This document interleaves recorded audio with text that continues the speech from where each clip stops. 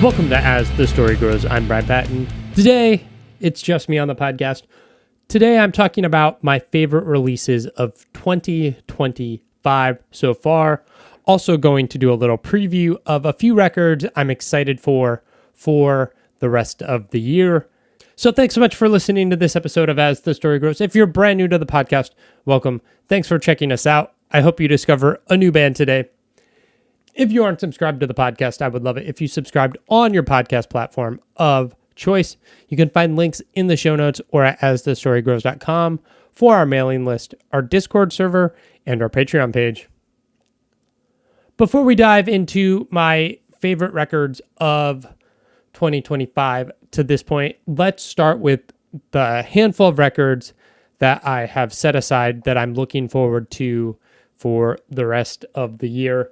There's not a lot. I went searching for information and there was not like a big exhausted list of albums scheduled to come out later this year. So I'm just sure there'll be things coming out that will come across my desktop in late September, October, November, December that blow me away. That will be stuff I'm excited for, but it is not stuff presently in my orbit, and it's not stuff I could find online when I was doing research for what's coming out this year.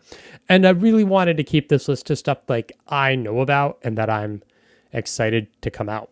So we are going to start with the brand new record from Lorna Shore, I Feel the Everblack Festering Within Me. This album is out on Century Media Records on September 12th. And after the success of Pain Remains, I'm just so stoked for Lorna Shore.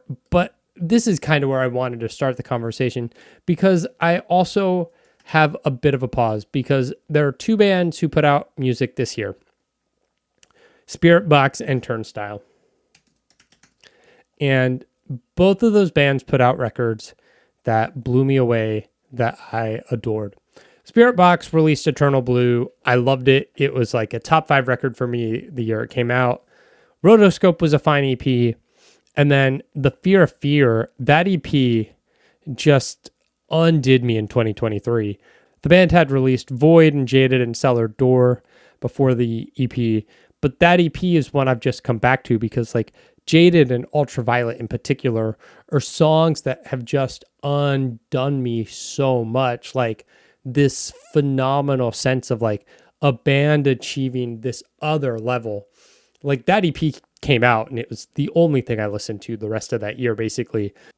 Just an incredible album. So much so that I wanted to move it from my EPs list to my full length list, but I showed some restraint there.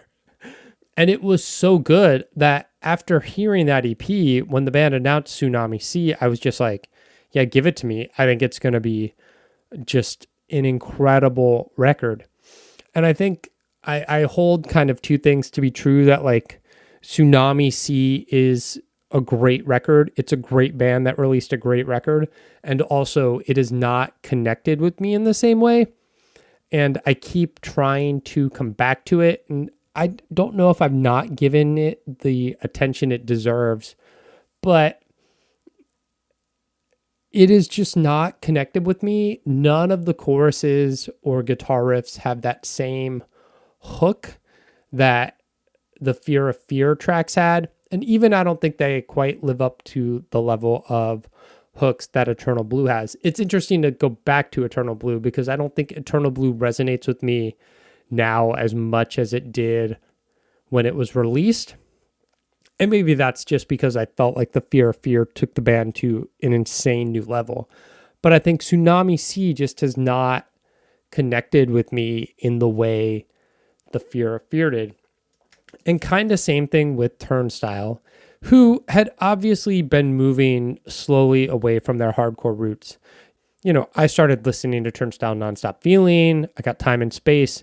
I love both those records, like, 10 out of 10, no notes, like great records. And then the band released Glow On. They released the Turnstile Love Connection EP first, which in 21, which incredible stuff, before later getting the full length and Glow On.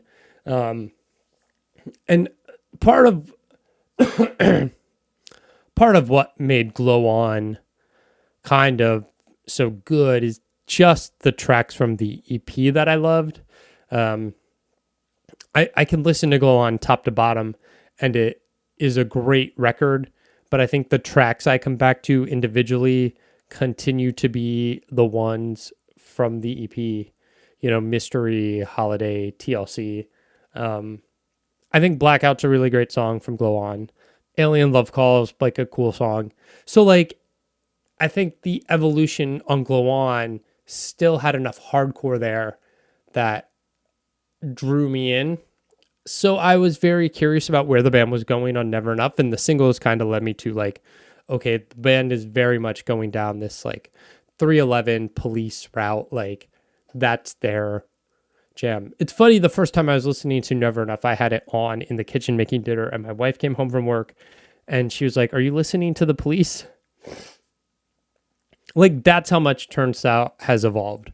And I think listening to Never Enough, it's another record that is kind of undeniably a phenomenal record. Really well-crafted songs, really catchy songs, really great. But it does not have that connection the same way.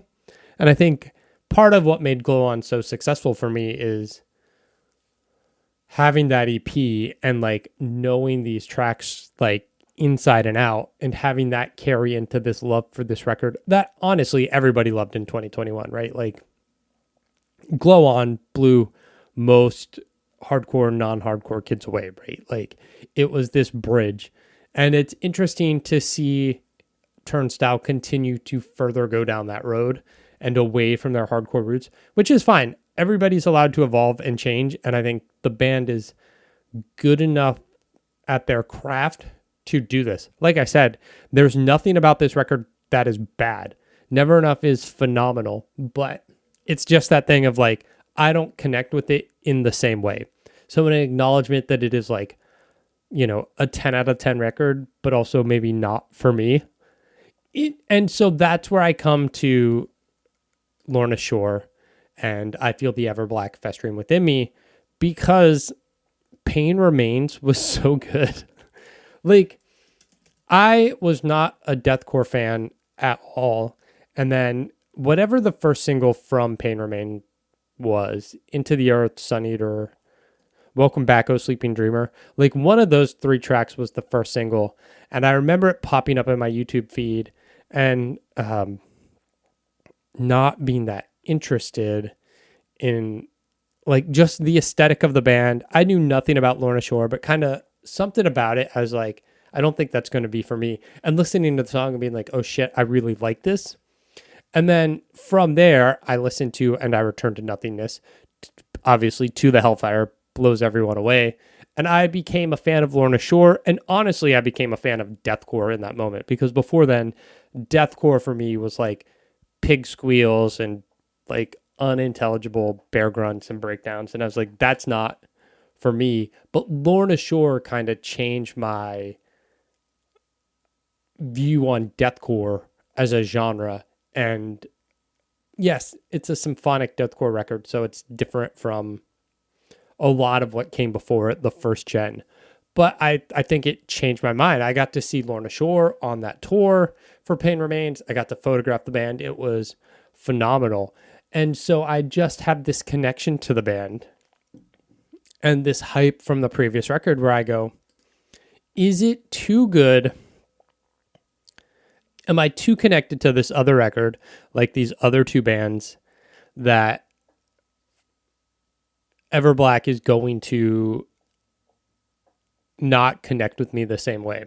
Now, so far, Unbreakable and Oblivion have been phenomenal singles, and I'm not worried, because I think Lorna Shore is going to deliver what Lorna Shore delivers. It's kind of like Knock Loose, right? Like, it's like, oh, Knock Loose is on Coachella. What are they going to do when they came out and like dropped an even more insane heavy album? So like, I have faith that the new Lorna Shore will resonate with me more powerfully than Spirit Box or Turnstile, but I'm also hesitant because those two records were so like moving on me. And, I have a little concern that I will also get to Lorna Shore and be a little disappointed. Let's talk about some other records that I'm excited for. We'll start with the one releasing next, and that is new record from The Armed, The Future Is Here and Everything Needs to Be Destroyed, releasing on Sargent House. This album is out August 1st. The Armed is such a fascinating band because everything they do is so different and so unique. Up until the release of Ultra Pop, The Armed was really this artcore, hardcore band doing very interesting, heavy records. And then they release Ultra Pop, which is still very much in the hardcore punk vein, but definitely amps up the artcore style behind it. And it was this phenomenal record. And then the band released Perfect Saviors in 2023, which was also kind of a phenomenal record. The thing is, it's an indie rock record, and they really lost the frenetic energy and the chaos and the heavy elements, the punk. And so it was a weird record to be like, it doesn't feel like The Armed. I'm not sure I love it, but also it's brilliant and I can't stop listening to it. So Perfect Saviors was this interesting encapsulation of a band evolving and changing, which then got us to the Everlasting Gaze EP last year, which gave us just 3 new songs. And it was kind of a mix between old Armed and new Armed. And it's like, okay, what is this band doing? I'm fascinated by where we're going. And then they released, I don't remember if it was Well Made Play or Kingbreaker, whichever the first single was. It was like, oh, we're back. We're doing the heavy thing again. And both singles have been more in line with kind of that ultra pop sound. So I'm super stoked to hear The Future Is Here and Everything Needs to Be Destroyed, because it seems like The Armed is maybe going back to their roots a little bit, and I'll be curious to hear that whole record. It's going to be interesting because The Armed always delivers something interesting, and I'm just very excited for that record on August 1st. Next up, I'm very excited for Bright as Blasphemy, the new record from Chevelle, which is out on Alchemy Records, August 15th. Chevelle is Chevelle. Every record they release is within the same universe of music. And every record has been good. I don't think Chevelle has put out a record where I've been like, oh, I'm disappointed in that one. There are obviously records that there are more songs that are catchier and I'm drawn to more than others. But I mean, everything the band has ever put out, I've been a fan of. And I always look forward to seeing what Chevelle has up their sleeves for their next records. I really liked both the Coward songs, Rabbit Hole and Jim Jones. And I actually have the record. Presently, I've not listened to it yet, as I've just had other music running through my head. So I'm stoked to actually dive into this one. This is a record I can listen to right now. Chevelle is a great band. And I've been a fan since Point Number 1 came out, and everything they've released has resonated with me in some way. Even as my musical taste has evolved, Chevelle's a band I always come back to, as they're just super consistent. They're actually on my bucket list to see live, as I've never gotten to see them live.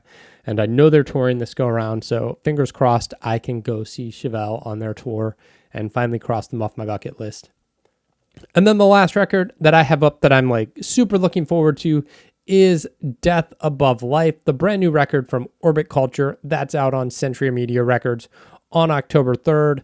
Look, I thought The Descent was a killer record when it was released in 2023. The band then dropped The Forgotten, an EP later that year. To get 2 releases that fast in 1 year was so good.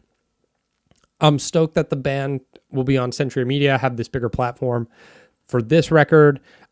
Death Above Life and The Tales of War have both been killer songs. And I think Orbit Culture is doing something really interesting in the metal genre. And It's kind of in a Gojira vein where it's heavy with catchy hooks and kind of groove metal. And I think like they exist in that plane where I think Gojira exists a little bit. And I'm just very excited for the next Orbit Culture record. So that's looking forward to the rest of this year with a tiny bit of looking back at a few records out already. But we're going to talk about my favorite records so far this year. I'm going to start with the record I've probably gone to most often this year, and that is Quiet in Your Service by Echoes. I was changing myself to be what you want me to be. I swallow your sin just to see what you want me to see.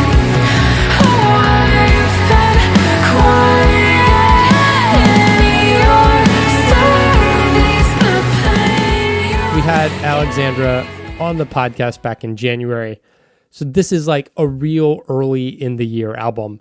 And maybe it's the one, maybe that's why it has resonated with me the most, because it has had the most time to kind of sit in my spirit, because I had talked to her in December, I believe, and I've been listening to the record since that long.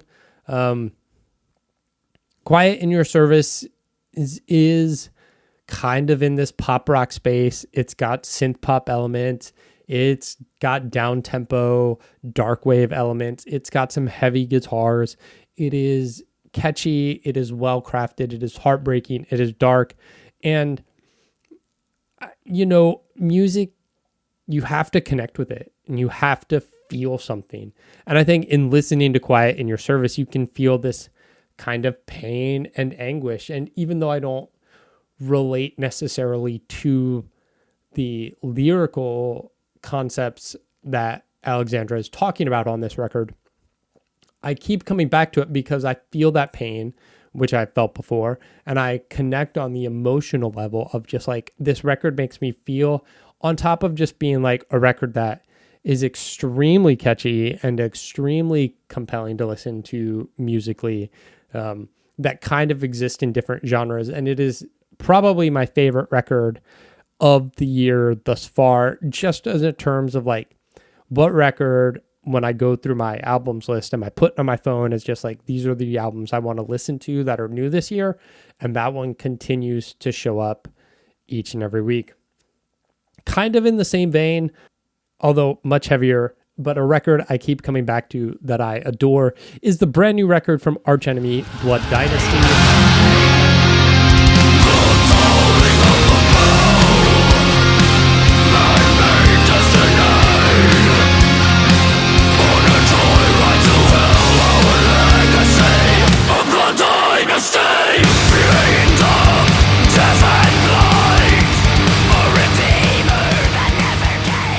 You know, it wasn't until Deceivers that I really got into Arch Enemy. That was the first record, even though they're a band I'd heard of and I'd seen videos on Headbangers Ball and MTV2 back in high school. I did not get into the band. And like Deceivers, when that came out because of the podcast, I picked that record up and I loved it. I thought it was phenomenal. And from there, I downloaded the band's whole discography and I've listened to Arch Enemy a ton since then. They've become one of my favorite bands. And so I was very excited for Blood Dynasty. And I think they build upon that Swedish death metal sound that they have crafted so well to incorporate more power and traditional heavy metal elements, utilizing Elisa's singing voice more. And I think this is a really dynamic and diverse record. That, again, is one of those records I keep coming back to over and over and over again. Really catchy, really amazing songs. And I love Blood Dynasty by Arch Enemy. Up next, I have Lonely People with Power, the brand new record from Deafheaven.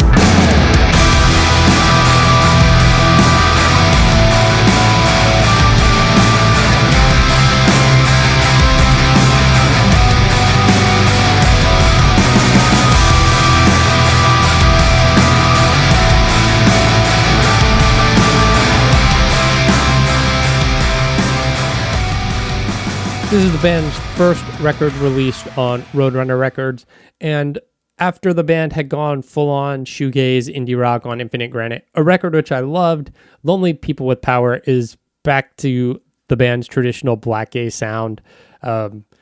This album has been in constant rotation since it was released.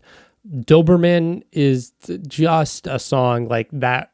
There's a breakdown in the song that gets stuck in my head. Just a like zeros, palm muted, chunky guitar that blows me away, that I've thought about often. I recently watched the band set from Hellfest on YouTube, and it just cemented like how great this band is. I got to see Deafheaven after they released Sunbather, and a killer live band. The Hellfest set showed me like the band has kind of grown into their musicianship, much better stage presence as opposed to when I saw them, 10, 12 years ago. So, as a return to kind of black metal and black gaze, I'm so excited for Deafheaven. Look, I loved Infinite Granite. It was a departure, and it took me a while to warm up to that record, but I was fully expecting to embrace just Deafheaven as a band doing something different now and leaving the black metal behind. But the return has been, I don't think I realized how much I missed it. Obviously, you have the old records, so I can always go back and listen to Sunbather, New Bermuda. But I think the band captured that essence in a way more palatable way. It's like black gaze, but I think this is a much catchier record than their previous records, if that makes sense. So that is a record that I've come back to a lot, and I dig it so much. Another record that blew me away when it was released, and I've not come back to it as often, but every time I listen to it, I am just blown away and digging through all the layers, is Sumac and Moor Mothers, the film.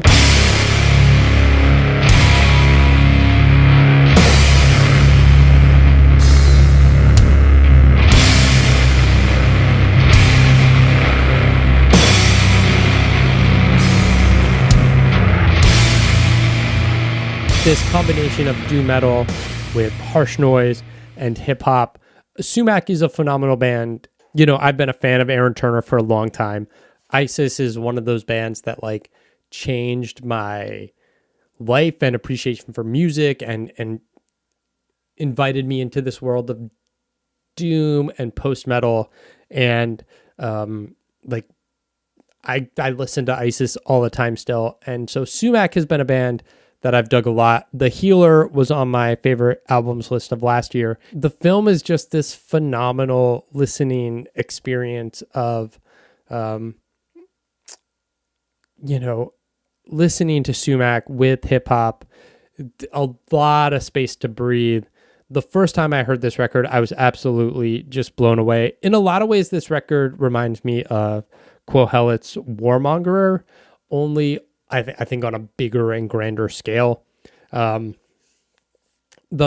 lyrics and the poetry and the themes are incredibly captivating, and I think that backdrop of this beauty and this pain and anguish and heartbreak in the poetry and hip hop combined with the heaviness of Sumac creates a real emotional and visceral experience. And this has been a record that is phenomenal. I just popped on the Bandcamp page, and it is still available on vinyl and cassette. I'm probably going to have to pick up a physical copy because I think there are certain records that I am drawn to listen to, like the Echoes record.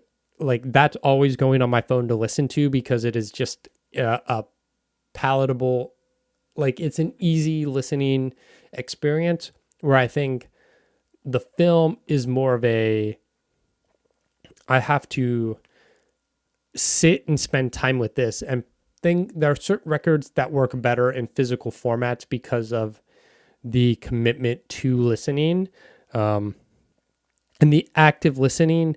And I think this is a record that I need to pick up on vinyl or cassette, maybe CD, and just spend some time digesting it.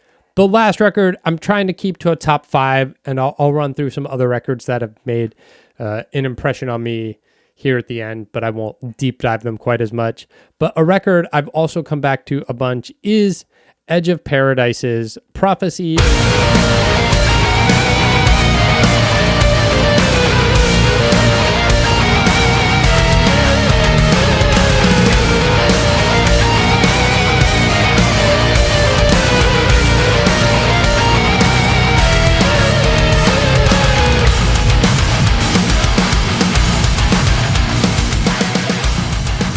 I got to talk to Margarita about this record, about the band. This is their Napalm Records debut, and this is much more in a hard rock genre than metal, and it was not an album I necessarily thought I was going to be drawn to when it was sent to me.